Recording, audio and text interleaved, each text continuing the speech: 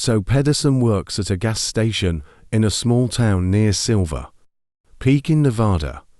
The gas station was about 2 miles outside Small. Instead of being alone on the highway, they rarely pass by people, but apparently they can still make a living.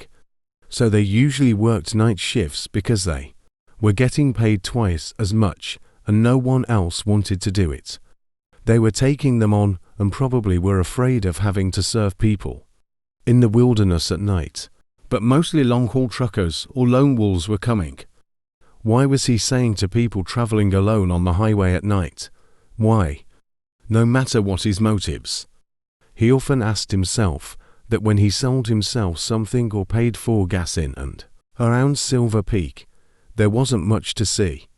So no one came 4 hours. The nights were easy money. Joe told his friends that he did almost nothing, but he made good money. He had a part-time job. Just like he wanted. He wanted to go to college and needed money for this. And the night shift at the gas station seemed perfect for this. Until a night came that would change everything. The first time was 2 in the morning. A customer arrived at the gas station within half an hour. "Hi, I work here. What can I do? I want to stay away from these boring things for you. And you can't say that I'm a 5-week gas pump. The only thing that makes the current situation $50 is full $50 granola bars. No to the 55-year-old team. The problem here is money. I wish you the best of luck and also wish you a safe trip home." He says, "I'm going home." The mystery customer left the store but didn't just walk away. He stayed in the car for 10 minutes. Which wasn't that weird either, because sometimes they were talking on the phone. Because the people here have a better network, but there didn't seem to be anything to do. He wasn't on the sat-nav either. They sat there so I could watch. 10 minutes later, he got up and went back to the gas station. There was a problem with the change, young boy. It just seems like my car is causing problems. Let's take a look now. I'm not a technician. I'm just at the gas station today. But okay, I'll take a look. I'm going out with you in a minute. So I escorted the guy to his black Chrysler. It looks like his time is up, and instead it looks like the tire of the No. 5 gas pump has blown out quite a lot. I think he needs sharp objects to be replaced. How did this happen? I have no idea. What kind of sharp objects are lying here? But you know which child that glass belongs to. My son needs to do it. But first, sorry, how did it happen? A year ago. He was at a gas station in Delaware. He also worked there at night. One night a client came in, and he was not an enviable man. He convinced him to go outside to touch his car, and then he had a gun. My son had no chance.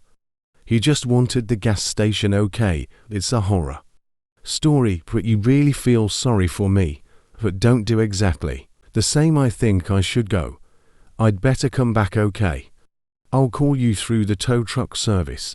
Yes, they will definitely help you. Okay. So are you. Run as fast as you can.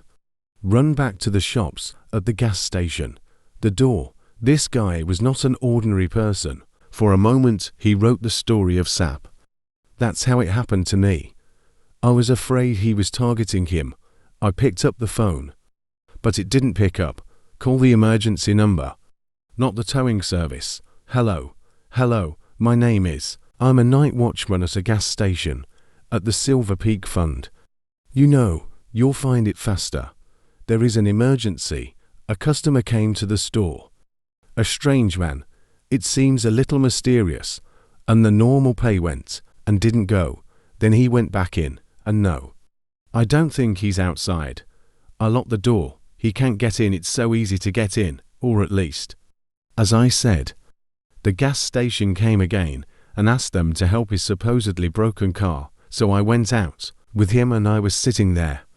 The tires really burst, and then he told me the story of his son, who supposedly worked at a gas station and died there because someone pulled him into his car, and just like he did to me.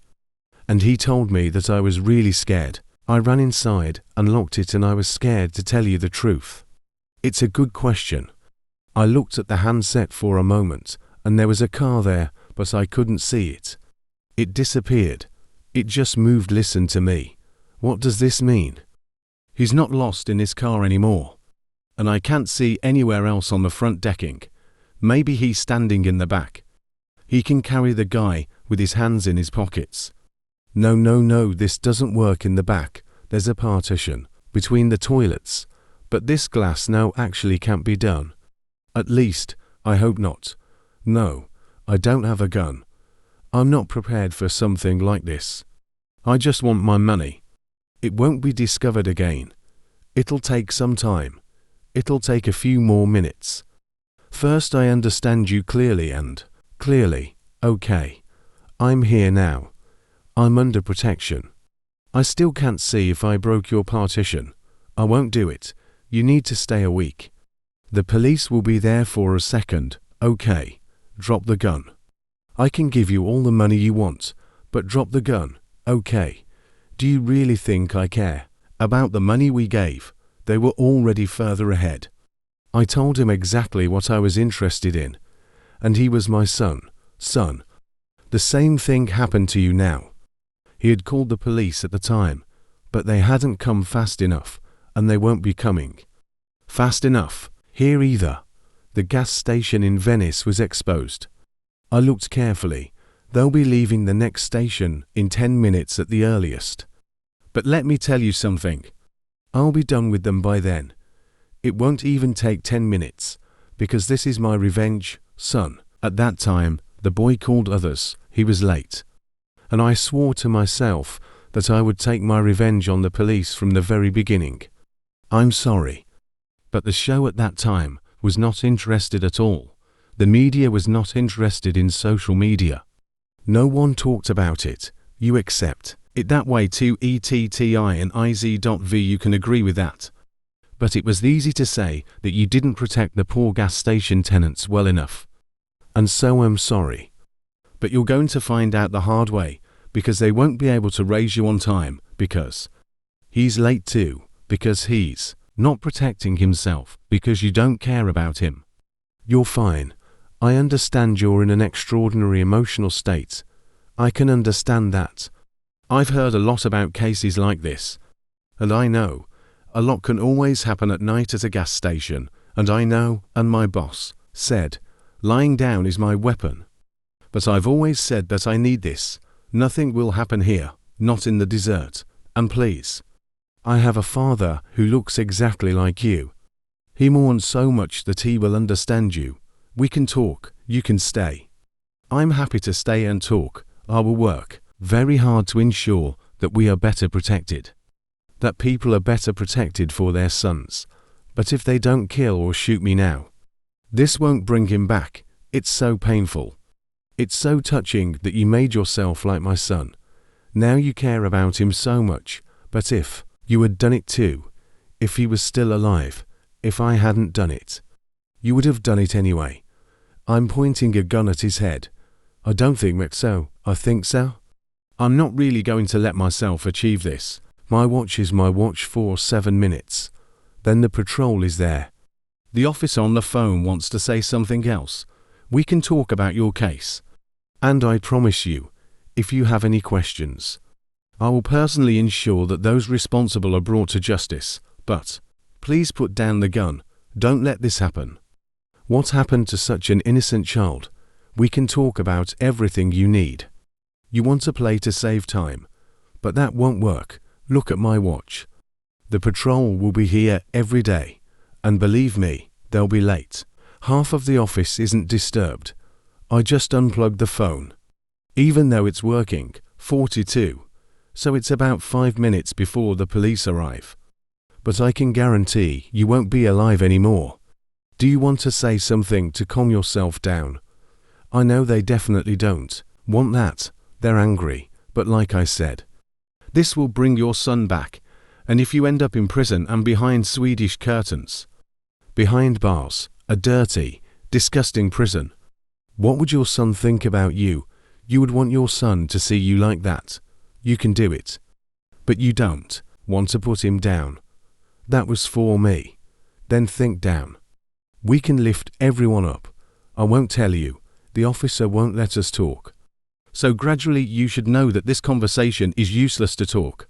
Paying attention, I wanted to talk, but nobody listened to me. Until I realized that I have to sit in the club, so that people can hear things like yes. Sorry guys, customers, now who's looking? They're coming out. I don't see we're having a serious conversation. It doesn't really matter. To me, I want to pay for my tank and put the damn gun down. It's not ridiculous, is the kid done? I guess you don't want. I don't know who you're talking to, and I don't think you know exactly who you're talking to let you pay for my tank to me. You can still get one step closer, and I'll blow his head off to make you another friend. Which you didn't do. I still don't have the courage to give up. Let alone the young people in Rome who caught me, killed him. But they just wanted to pay for the gas tank, and we shot them. I mean, I didn't really want to. But he followed me. I wasn't taken seriously. It's about a son. It's about a son I want. Don't give me the gun. Give me the gun. Come here. Now I found him on the floor. Okay. I lost. I was never going to get a job again. Never Lisa got from the abandoned gas station. But he finally came. The police 2 minutes later. The police then finally at the scene at this gas station. The customer had been shot. Could not be saved. Died that night. The perpetrator's story was really true. His son was really in Dallas, shot dead by a robber on the night shift at the gas station. He laid out the case. It was not followed carefully, and the police never found the perpetrator. This situation affected the father so much that at some point he decided to resort to law. Into your own hands. When he couldn't find the perpetrator either, he wanted to kill someone else, someone who looked like his son, so that society would finally become aware of this incident. At least he had convinced himself of it. He was taken to a psychiatric hospital where he is being cared for. He soon realized that he had made a big mistake. S.O. Peterson suffered a trauma because of that night, which was absolutely understandable. And the only thing he swore to himself was that he would never work the night shift again, nor work on gas, a station or somewhere else. He would never forget that night. And the bad thing is that the client who was hit was a father himself. He had children. He wanted to defend himself. He was brave. He wanted to intervene, and a choice had been made. That night had changed the small Nevada town of Silver Peak forever, and nothing would ever be the same again.